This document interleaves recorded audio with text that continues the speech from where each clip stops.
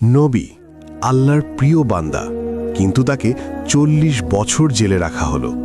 কেন? তিনি হলেন ইউসুফ আলাইহিসসালাম, সবচেয়ে সুন্দর মানুষ, নবী, কিন্তু জীবন ছিল পরীক্ষায় ভরা।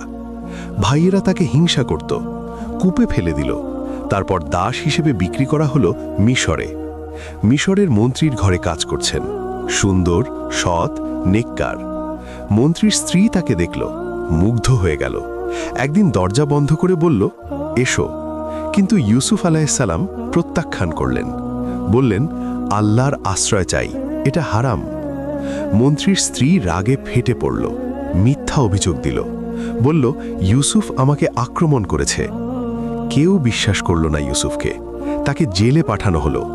নিরপরাধ নবী জেলে 1 বছর, 2 বছর, 5 বছর, 10 বছর, 20 বছর, 30 বছর, 40 বছর।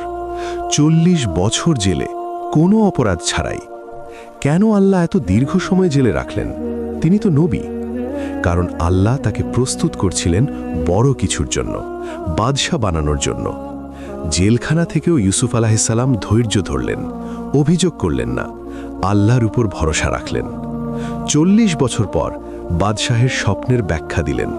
বাদশাহ মুগ্ধ হলেন, জেল থেকে মুক্তি এবং সরাসরি মিশরের অর্থমন্ত্রী বানালেন।